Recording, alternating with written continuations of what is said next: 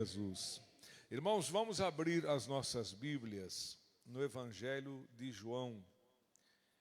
O capítulo vai ser o capítulo de número 11. João, capítulo de número 11. Glória a Jesus. Evangelho de João, capítulo de número 11. Deus abençoe Macida, ainda na cidade. Tu tinha... amém. Mas acabou o telhado ou ainda não? É? Amém. Mas vai dar tudo certo em nome de Jesus. Glória a Deus. João, capítulo de número 11, irmãos. A ressurreição de Lázaro. Glória a Deus. Está escrito no capítulo 11, versículo 1 a seguir, irmãos. Estava então enfermo um certo Lázaro de Betânia, aldeia de Maria e de sua irmã Marta. E Maria era aquela que tinha ungido o Senhor com unguento, ele tinha enxugado os pés com os seus cabelos, cujo irmão Lázaro estava enfermo. Mandaram-lhe, pois, suas irmãs dizer: Senhor, eis que está enfermo aquele que tu amas. Amém? Somente até aqui eu convido os irmãos a sentar, meus irmãos. Glória a Deus. Irmãos, essa família, a família de Lázaro, irmãos, composta pela Marta, Maria e Lázaro, né? Então, a família que recepcionava Jesus em casa, moravam em uma aldeia por nome de Betânia, que ficava perto de Jerusalém, e ali era um lugar que Jesus ele frequentava, a casa de Marta, Maria e Lázaro, né? E a gente observa, irmão, que havia um relacionamento, uma amizade grande entre Jesus e os da casa de Lázaro. Dá para imaginar, irmão, que quando a pessoa está bem com Deus, dá para imaginar que essa pessoa ela não tem problema, né? Tu imagina, irmão, Jesus chegar na tua casa, você vai lá para o fogão, faz a melhor comida que você sabe fazer, serve Jesus, serve todos os amigos que estavam com Jesus, porque eles acompanhavam Jesus ali. Você faz uma sobremesa boa, serve todo mundo. Tudo que você tem, que está ao teu alcance, você faz para Jesus e para os amigos de Jesus, os apóstolos. E o que você esperaria fazendo todas essas coisas boas para Jesus? Você esperaria o seguinte, o que eu ia esperar, né? A gente ia esperar que Jesus abençoasse muito, que sempre houvesse fartura. A primeira coisa que a gente ia pensar, né? Poxa, eu dou o melhor que eu tenho para Jesus, para os apóstolos, então com certeza ele não vai deixar faltar nada aqui em casa, vai ter muita fartura. Que mais? Saúde. Poxa, eu estou aqui esquentando a barriga no fogão e cozinhando e levando prato, lavando talher e fazendo a melhor comida que eu sei fazer para servir a Ele. Espero que Ele me dê muita saúde para que eu possa fazer isso sempre que Ele chegar aqui. E Lázaro também, né? Que Deus me dê muita saúde para que eu possa recebê-lo, muita condição de dar o melhor para ele quando eles vêm aqui e tal. Isso eles pensavam, esperavam, e qualquer um de nós ia esperar isso. Só que Lázaro ficou doente, mesmo sendo amigo de Jesus, mesmo sendo uma pessoa maravilhosa, sendo um crente bom, né? Que ele não era um crente ruim. A gente sabe que tem crente que é crente ruim, mas Lázaro era um crente bom, era um homem bom, era uma pessoa verdadeira, sincera, mas de repente ele ficou doente, né? E quando ele ficou doente, irmãos, a primeira coisa que as irmãs fazem é querer a presença de Jesus, né?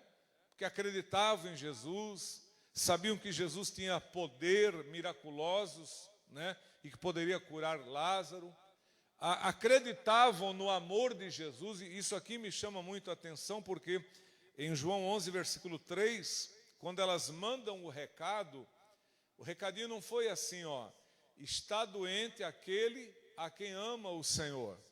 Não foi esse o recado. Está doente quem ama o Senhor. Não, está doente aquele a quem o Senhor ama. Então, elas esperavam receber o milagre, não porque amavam Jesus, mas elas esperavam receber o milagre porque Jesus amava. Então, e de fato, irmão, esse milagre aqui, ele acontece, os irmãos sabem a história bíblica, esse milagre acontece, não é porque Lázaro ama, não é porque Marta e Maria amam, mas é porque Jesus ama. Então, cada vez que você for orar, porque o amor nosso é falho, irmão. Você pode ver, nós falhamos. Quantas vezes a gente deveria dar uma prova de amor a um irmão, a um familiar, a uma pessoa carente, e a gente não dá. Às vezes a gente vira as costas. Por quê? Porque o nosso amor é falho. Então, até com Deus, irmão, como nós falhamos com Deus, porque quando a gente falha com o próximo, a gente está falhando com Deus, né? Jesus disse que se a gente der um copo de água fria a um dos pequenos dele, está dando ao Senhor. Então, quer dizer, quando você é uma bênção para alguém, você está sendo uma bênção para Deus. E quando você se nega, se recusa a ajudar alguém, você está se recusando a fazer a Deus. Então, o nosso amor é falho. Tipo, eu chegar aqui e dizer, Deus, eu quero que tu abençoe a minha casa, porque tu sabe que eu te amo. O meu amor é muito falho. Irmãos, eu sirvo a Deus há muitos anos. Não foram anos só de glória, só de vitórias, só de demonstração de fé, demonstração de santidade, de zelo. Nesses muitos anos que eu sirvo a Deus, eu também falhei muito com Deus. Então, se eu quiser invocar o meu amor em relação a Deus e dizer, Deus, o Senhor tem que me abençoar porque eu te amo, com certeza, Jesus pode mostrar muita coisa que eu deixei a desejar com Ele. Mas se eu me aproximo de Deus, confiando no amor dEle por mim, porque, irmãos, Deus ama sem condições impostas. Deus não impõe condição para amar. Veja João capítulo 3, 16. Está bem claro. Deus amou o mundo de tal maneira que deu seu Filho unigênito para que todo aquele que nele crê não pereça, mas tenha vida eterna. Deus amou o mundo sem que o mundo amasse Ele. Então, se hoje a gente diz, Senhor, eu te amo, é porque primeiro Ele amou a nós. Quem amou primeiro, irmãos, foi Deus. Foi Deus quem nos amou. O apóstolo Paulo, ele fala muito disso, né? Que Deus nos amou quando ainda estávamos mortos em nossos pecados e ofensas. Então, quer dizer, Deus olhou do céu para a terra, não viu um justo sequer. Isso é bíblico. Não havia um justo. Mas como Deus amou o mundo, Ele enviou o seu Filho Jesus para morrer no nosso lugar, né? Para que aquele que crer nele possa ter a vida eterna. Então, Marta e Maria não disseram assim, olha, Senhor, está enfermo aquele que ama o Senhor. Não, está enfermo aquele que tu amas, né? Então, esse milagre aconteceu não porque Lázaro amava, mas aconteceu porque Jesus amava. Então, quando você for orar, ame a Deus, faça o teu melhor para Deus, mas acredite, tudo que Deus faz é por amor a nós. Irmãos, nós não temos méritos, né? Se você ler Isaías capítulo 64, acho que é 64:4 ou 64:6, deixa eu dar uma olhadinha aqui, Isaías capítulo 64, a igreja diga graças a Deus. Isaías capítulo 64, versículo 6, ó. Mas todos nós somos como o imundo, e todas as nossas justiças como trapo de imundícia.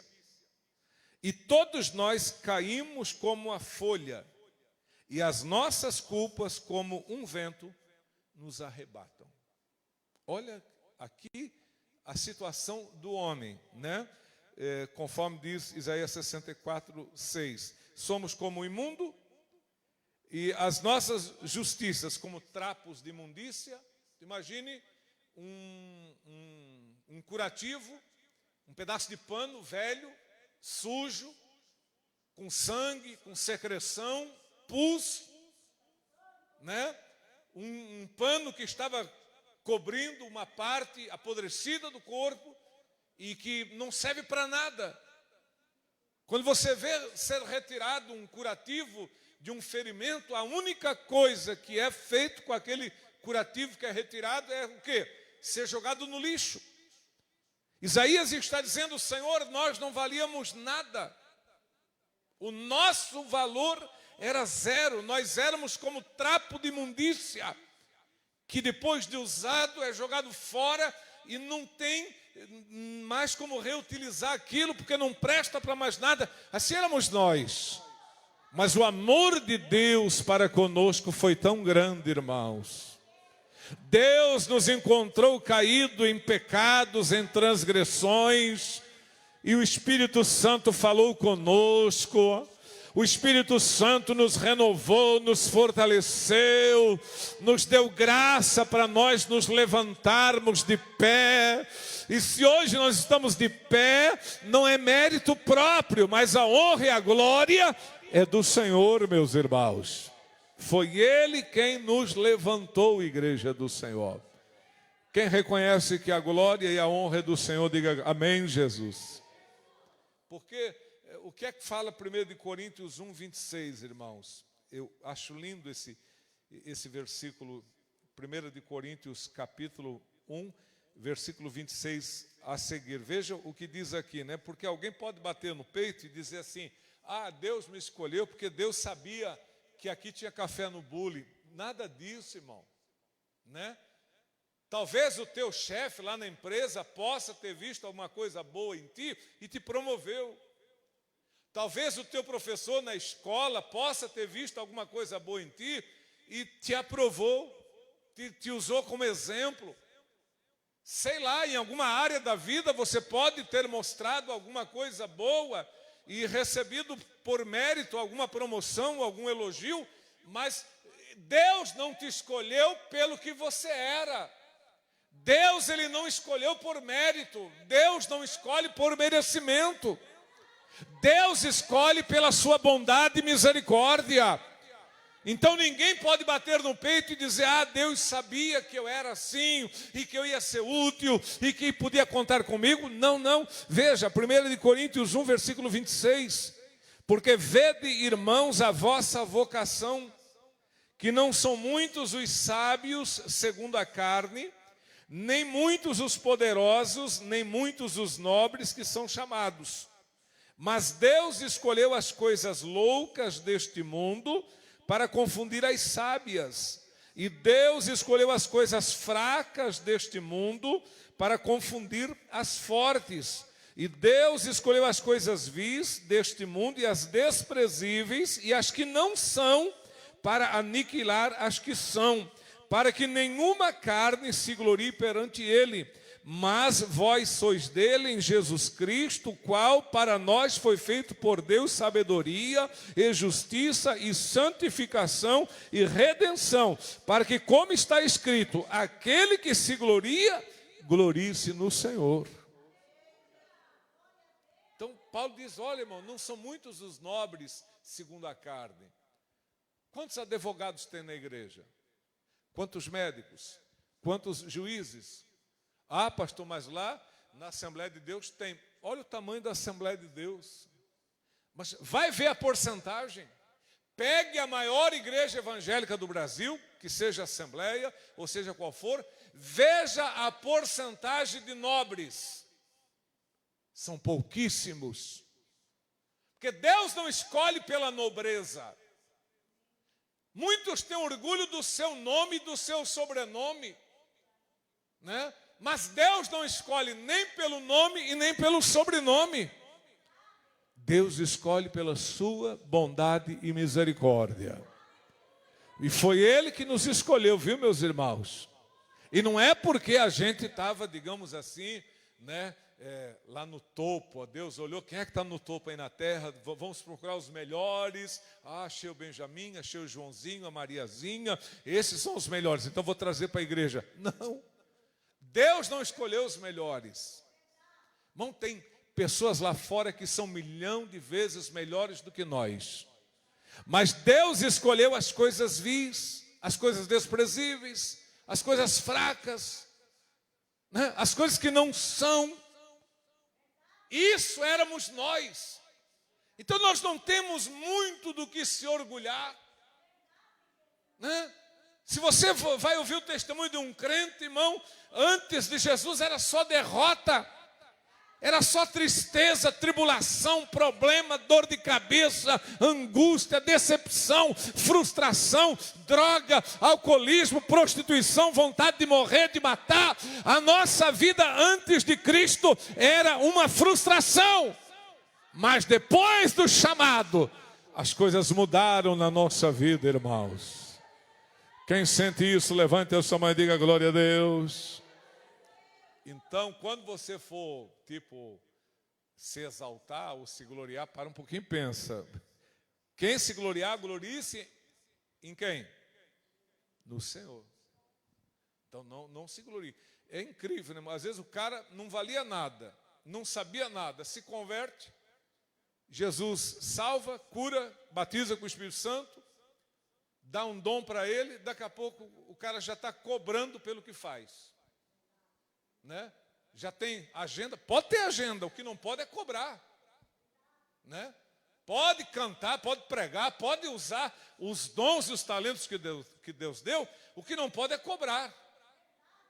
Porque Jesus falou lá em Mateus capítulo 10, ele falou, chamou os discípulos e disse, ó, o seguinte, ó, vocês vão agora, pregue o evangelho, cure os enfermos, liberte os endemoniados, limpe os leprosos, ressuscite os mortos, mas assim, ó, de graça receberam, e de graça deem. Vocês receberam de graça. Ou alguém pagou alguma coisa para Deus? Eu, quando cheguei na igreja, eu era oprimido por demônio. Jesus me curou gratuitamente. Irmãos, eu não tirei 1 centavo da carteira para Jesus me curar. Eu não tirei R$1 da carteira para Jesus me curar. Não, Jesus me curou de graça. Jesus cura a gente de graça para depois a gente não ficar lá, né? Não, mas eu paguei, eu fui um homem de fé. Lembra quando Naamã queria pagar a cura? E ele trouxe grana, irmãos, que dificilmente um pastor da atualidade rejeitaria aquela grana. 72 quilos de ouro, 350 quilos de prata, 10 mudas de roupa nova. O Naamã recebeu a cura, começou a descer ouro, começou a descer prata. Irmão, a maioria dos pastores da atualidade, o olho ia crescer. E já iam pensar, vou comprar uma rede de televisão, comprar uma emissora de rádio, vou fazer um templo novo, fazer uma catedral enorme, vou investir aqui, vou investir lá. E o Eliseu, irmão, a obra naqueles dias estava tão carente, que eles estavam em expansão e não tinham nem ferramenta para trabalhar. A única ferramenta que eles tinham na obra, expandindo lá o rancho dos profetas, era um machado, e o machado não era da igreja, o machado não era da obra, o machado era emprestado. E quando perderam o machado na água, ficaram desesperados, porque não tinha dinheiro em caixa para indenizar o proprietário da ferramenta. E o moço falou, disse, Eliseu, tem misericórdia, o machado caiu na água. Eliseu não disse, vai lá, pega o caixa lá e paga esse machado aí. Eliseu disse, onde é que caiu? Fala logo, caiu ali. E Eliseu fez o machado flutuar para devolver ao seu dono. Mas quando Naamã ofereceu aquela quantia de ouro e prata, aquelas roupas bonitas, Eliseu teve a fé de não aceitar. Eliseu disse, olha, tudo que você trouxe, leva de volta. Chega na Síria lá e quando alguém perguntar para você como é que foi a tua cura, diga que foi um ato da misericórdia de Deus. Aleluia! Amém, meus irmãos? Sem querer atirar pedra em ninguém, mas eu quando escuto um testemunho da Igreja Universal, eu entendo que o cara paga para receber. Eu dei o meu tudo, e aí tipo, Deus, tu é obrigado a me dar porque eu te dei. Irmãos, Deus não cobra pelo que faz. Amém? Então Jesus disse para os discípulos em Mateus 10, de graça recebeste e de graça dai. Então a obra de Deus em nós é pela graça, graça, graça. Efésios 2, versículo 8, pela graça sois salvos, e isso não vem de vós. Salvação não partiu de mim.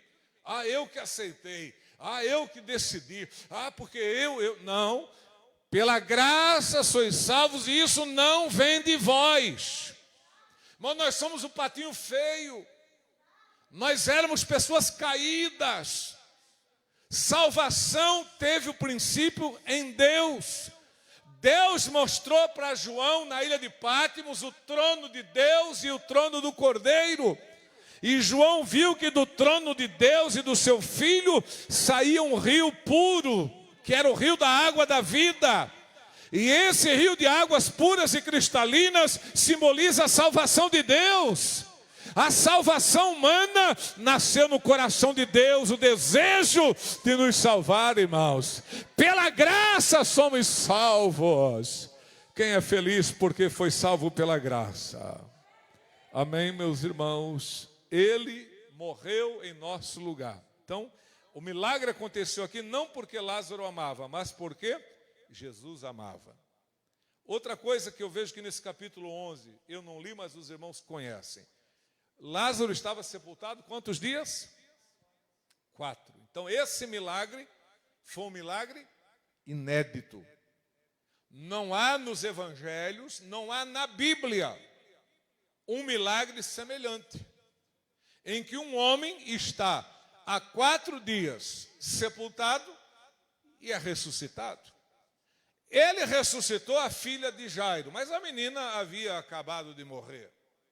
Ele ressuscitou o filho da viúva de Naim, mas o jovem estava sendo transportado ao cemitério. Mas Lázaro não, ele estava morto há 4 dias. Então, este milagre foi um milagre inédito. O que eu entendo? Deus faz coisas novas. Amém? Pastor, a minha vida está um marasmo, a minha vida está uma mesmice, a minha vida está uma rotina, a minha vida está uma decepção, uma frustração, uma mesmice que eu não aguento mais. Opa, tu tem um Deus que faz coisas novas. Aleluia. Oricalabachanda candarabachai. E nesta noite Ele pode fazer algo novo na nossa vida aqui, meus irmãos. Então, o nosso Deus, Ele faz coisas novas. Isso é importante, né? Volta para casa hoje, acreditando, Ele faz coisas novas. É isso que nos mantém de pé, né? A esperança de que Ele fará coisas novas. Bendito é o nome do Senhor. É uma graça nova, é uma presença nova, é uma alegria diferente, é um poder novo, um dom novo, é algo extraordinário que a gente nunca viu, nunca sentiu, e daqui a pouco a gente está maravilhado com aquilo que Deus faz. Amém? Então, o nosso Deus, Ele faz coisas novas. Outra coisa importante aqui, Lázaro não era apóstolo, Lázaro não era presbítero, evangelista, diácono, não. Mas a Bíblia diz em João 11:39 que Lázaro era amigo. Amém? Não adianta ter uma posição, ter uma função, ter uma credencial, ter às vezes alguma coisa em mãos, se a pessoa não é amiga de Jesus, né? Então Lázaro, ele não era apóstolo, mas ele era amigo. Em João 11, versículo, aliás, acho que é João 11:11, né? João, todos digam amém, Jesus. Deixa eu dar uma olhadinha aqui. João capítulo 11, versículo 11. Assim falou e depois disse-lhe: Lázaro, o nosso amigo, dorme, mas vou despertá-lo do sono. Então, não era apóstolo, mas era amigo. A coisa mais importante, irmãos, é ser amigo de Jesus.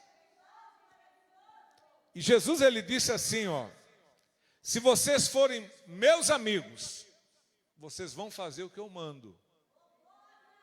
Lembra que Jesus falou isso? Se vocês forem meus amigos, vocês vão fazer o que eu mando. Quando a gente vê que tem crente, irmão, que ele tem dificuldade para fazer o que Jesus mandou, eu já penso, esse aí não é muito amigo de Jesus. Porque, irmão, se um amigo pedir alguma coisa para a gente faz ou não faz? Meu, a gente fica... Ó, pedir um dinheiro para você. Às vezes você não tem o dinheiro, mas você sabe quem tem. Aí você pede para ti, para emprestar para o outro, para ajudar o amigo. Às vezes a pessoa pediu algum alimento, às vezes você não tem, mas você pega de alguém para, fica lá devendo para a pessoa para ajudar o teu amigo. Então, quando nós temos um amigo, a gente faz de tudo para agradar a Deus, para agradar esse amigo, Assim é Deus com a gente. Jesus é nosso amigo e nós temos que ser amigo de Deus. Amém? Deixa eu fazer uma pergunta aqui para os irmãos. Quando você faz alguma coisa por um filho, por exemplo, você faz alguma coisa pelo teu filho porque o teu filho te ama ou porque você ama o teu filho? A gente não faz porque o filho ama. Ah, vou fazer isso aqui porque o meu filho me ama. Não. Sempre que a gente faz é porque a gente ama o filho. É o pai que ama o filho e o pai faz. Se é Deus com a gente. Uma pessoa que é amiga de Jesus, uma pessoa que ama a Deus, Deus tem prazer de abençoar, amém, meus irmãos? E para nós finalizar aqui, irmãos, eu quero ler João capítulo 12, Evangelho de João capítulo de número 12 e o versículo de número 10. Veja só, depois eles queriam matar Lázaro, João 12, 10. E os principais dos sacerdotes tomaram deliberação para matar também a Lázaro, porque muitos dos judeus, por causa dele, iam e criam em Jesus. Então, preste atenção, para encerrar agora. Lázaro morto não incomoda ninguém. Lázaro vivo incomoda muita gente. Para um pouquinho na tua vida e pensa, quando você era morto espiritualmente, tu não incomodava ninguém. Tu escutava o teu sertanejo, escutava o teu rock, fumava o teu cigarro, bebia a tua cerveja, dançava o teu baile, jogava a tua bola, frequentava a praia, frequentava o rio, ninguém se incomodava contigo, você fazia o que bem entendia da tua vida, namorava uma sexta, namorava outra sábado, namorava outra domingo, ninguém se mexia contigo. Por quê? Morto não incomoda ninguém. Mas quando Jesus te ressuscitou, eu digo isso na vida espiritual, as pessoas passaram a se incomodar com você. E eles falam coisas que a gente fica admirado. Eles dizem mais ou menos assim, ó, não sei o que tanto vai na igreja, mas é melhor vir na igreja do que na boca do fumo. É melhor vir na igreja do que no bordel. É melhor vir na igreja do que na mesa do bar. Quando você ia no bar, ninguém falava. Quando ia na boca do fumo, ninguém falava. Mas agora que você vem na igreja para adorar, todo mundo quer dar opinião na tua vida, todo mundo quer falar da tua vida. É porque quando a gente está vivo, a gente incomoda o diabo, meus irmãos. Não sei para que orar tão alto, não sei para que pregar tão alto, não sei para que som, não sei para que... Deixa nós em paz. Eu sei, Satanás, que tu se incomoda, porque nós estamos vivos na presença de Deus. Se nós estivéssemos mortos, você não se incomodava. Mas como a gente está vivo, eles se incomodam. Onde é que estava Lázaro? Estava lá na tumba, lá em Betânia, ninguém. Ah, o Lázaro morreu, né? Ah, Lázaro morreu. Cadê o Lázaro? Rapaz, o homem está vivo. Está lá em Betânia, muita gente indo lá, muita gente crendo em Jesus por causa do milagre dele. Então tenho que matar esse cara, né? Vamos matá-lo. Tomaram deliberação, ou seja, formaram um conselho para matar Lázaro. Não vamos matar só Jesus, vamos matar Lázaro também. Então o Lázaro vivo incomoda. O crente vivo, o crente cheio do Espírito Santo, o crente com a chama missionária ardendo no coração, o crente com a mão no arado, o crente sedento de ganhar almas, o crente sedento de glorificar, de louvar a Deus, incomoda muita gente, meus irmãos. Incomoda até os carnais da igreja. Incomoda até aqueles crentes, irmãos, que são carnais, que estão às vezes até em nosso meio, se incomodam de ver a devoção, a alegria, a esperança, a alegria que você tem em servir. Alguém te chama de bobo, mas fulano é bobo porque se esforça tanto, não ganha nada. Fulano é bobo porque se esforça tanto, não ganha nada. Irmão, quem vai nos recompensar é aquele do dia da sua vinda, meus irmãos. Aleluia! Levante a sua mão, glorifique a Ele, porque Ele está vivo. Se estão te perseguindo, é porque você está incomodando. E se você está incomodando, é porque você está vivíssimo, vivíssima. Aí o diabo fica incomodado, né? Ele quer a gente morto, irmão, sabe?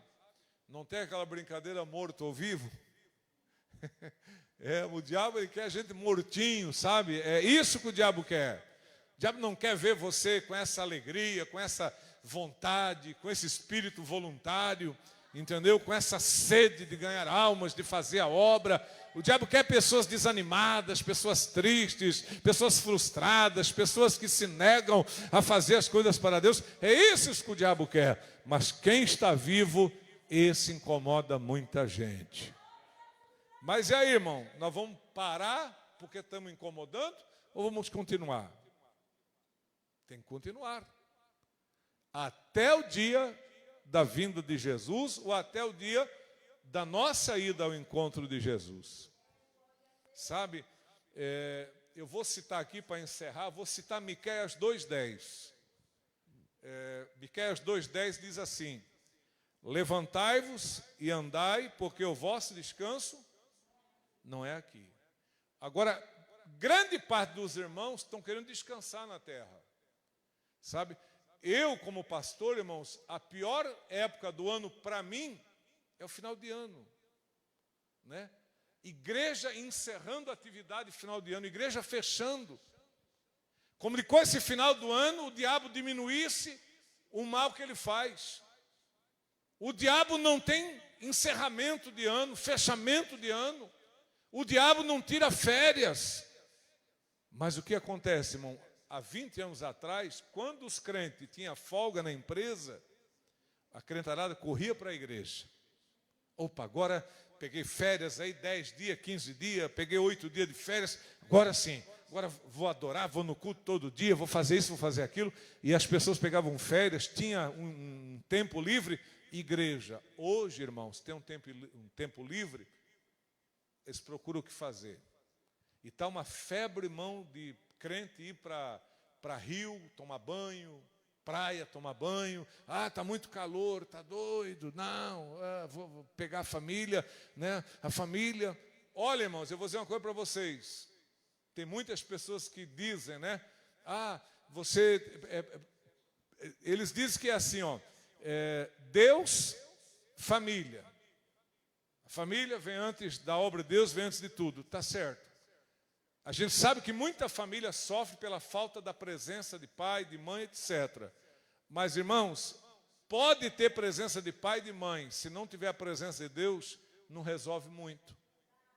Sabe o que a Bíblia diz no Salmo 127? Se o Senhor não edificar a casa, em vão trabalham os que edificam. Eu tenho um irmão na igreja, ele congrega até hoje comigo, no bairro, e ele trabalhou de vigilante na casa de um grande empresário aqui de Joinville, que morava aqui praticamente centro, aqui perto do batalhão. Ele trabalhava de guarda ali, e às vezes o casal chegava 2, 3 horas da manhã, de festas, de encontros, e o irmão vigilante lá na mansão deles. E aí abriu o portão, o casal chegava da festa, sabe como é que eles chegavam? Brigando, discutindo, desciam do carro, batendo porta, chutando porta da casa. E o irmão dizia para mim: pastor, eu não consigo entender, pessoas tão ricas, de tanta posse, vêm de lugares maravilhosos, com jantares maravilhosos, encontros maravilhosos, mas chegam em casa brigando, discutindo, quebrando as coisas, xingando um ao outro. Eu estou lá no meu posto, cansado, alegre, cansado, mas feliz com a presença de Deus, e eles têm tanto e não têm a felicidade que eu tenho. E é verdade, meus irmãos, quem nos faz pessoas mais felizes não é o dinheiro, não são as posses, mas é a presença de Jesus.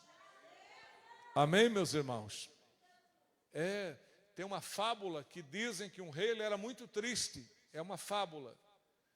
E um dia alguém disse para ele: olha, faça isso, procure o homem mais feliz que você encontrar e vista a camisa dele, e a felicidade vai passar para você.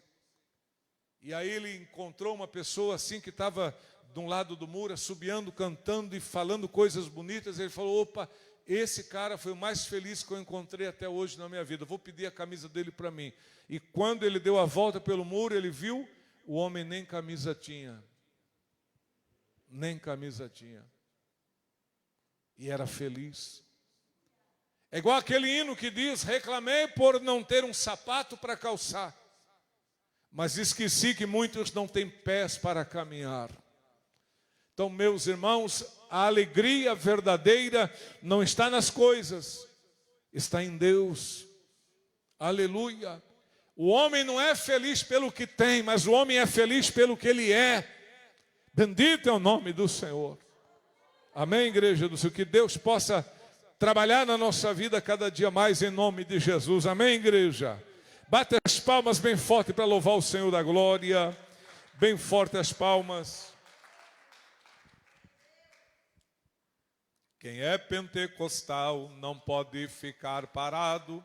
Quem é pentecostal não pode ficar parado. Quem é pentecostal vai levando a sua cruz. Quem é pentecostal bate palmas para Jesus. Quem é pentecostal, quem é pentecostal não pode ficar parado. Quem é pentecostal não pode ficar parado. Quem é pentecostal